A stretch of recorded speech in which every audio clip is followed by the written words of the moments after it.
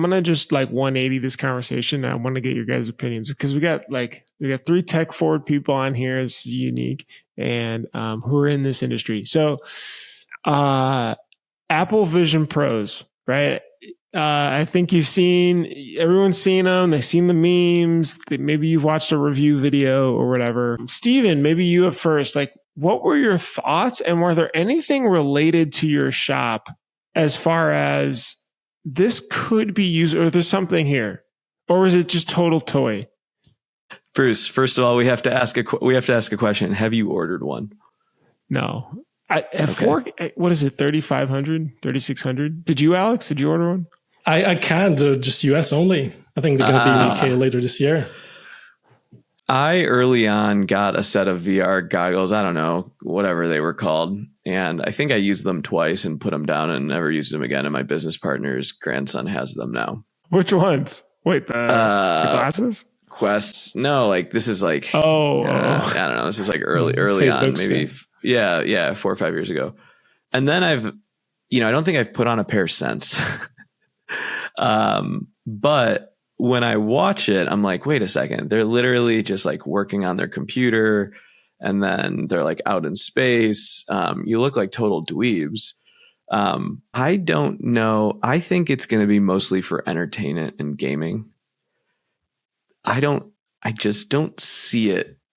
You don't see it like now. The difference between these though and the Facebook ones are these augment reality versus the Facebook ones are just pure. You're in virtual reality, right? Like these are like looking through sunglasses, and it applies a layer on top of reality.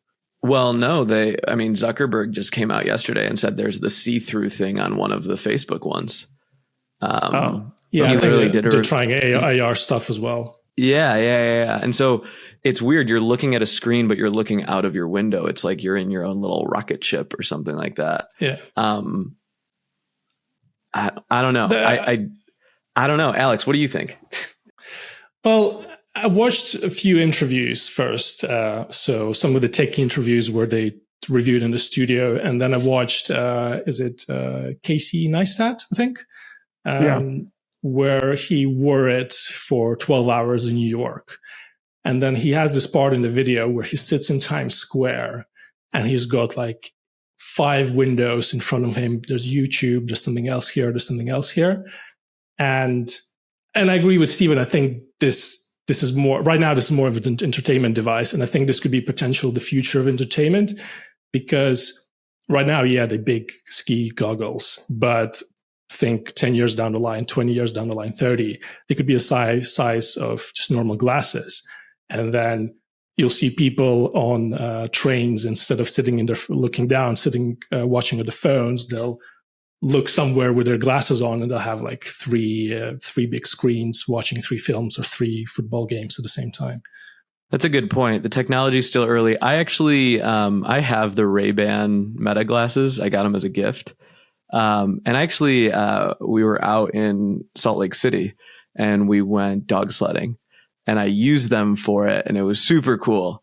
So that was my one use case of using them that I thought that was Bruce, you saw it. The video was pretty, stay out of the drawer. Yeah. So that was the video quality is awesome. That was pretty tight, but yeah, I think it's early. I don't know. Bruce, do you think let me show you this video real quick. So here's this video I saw on Twitter. This is it for people listening to the audio. This is someone playing the piano. They're wearing the Vision Pros, and there's this app that helps you learn to play the piano.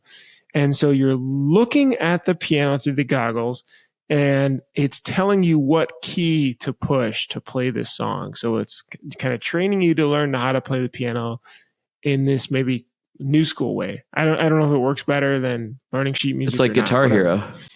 Yes, it's literally like a VR kind of Guitar Hero, real life version of this.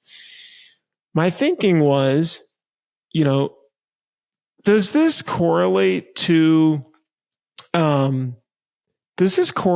training someone how to do something in the real world as well? Like, could my brother's a doctor, and I'm thinking like, whoa, like, is this in like some sort of surgery thing or something where they're actually showing you what to look for or what to pull out or the tool to grab or something? Could that be in production somehow, with operating a press? someone who's never done it before, but they put these things on and it's like, push this button to turn it on, push this button to just squeegee, push it, and be able to get people ramped up sooner, because everyone knows they don't like trading a team member. No one blocks off the time. No one invests enough time. Does this take it off your plate? Yeah, and it is. I think it's also talking about, you're talking about medical use cases. I think as Boeing or Airbus engineers are using AR headsets when they're inside the plane to look through the wall where the cables are, because planes got like miles of cables. And instead of looking at the manual where they are, they just put on the headsets and they can see through the walls where the cables are. So that's a pretty cool use case. I know doctors, I think, use it so when they would look at something in 3D where, I don't know, where you have to cut or something, things like that. And the video I was sharing on X is, I saw another one, I think there's one below, is very cool use case with accessibility.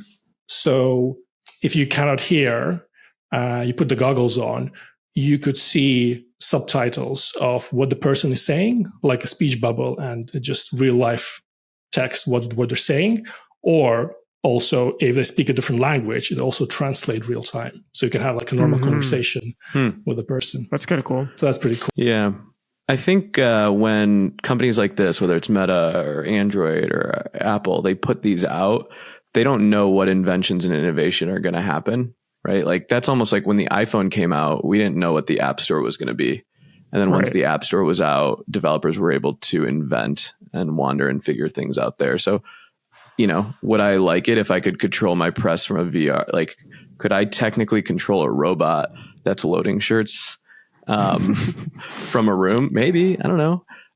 Could that be, like for surgeons, they have what it's called the Da Vinci, where they can actually be working on something else and it's actually orthoscopically doing the surgery somewhere else.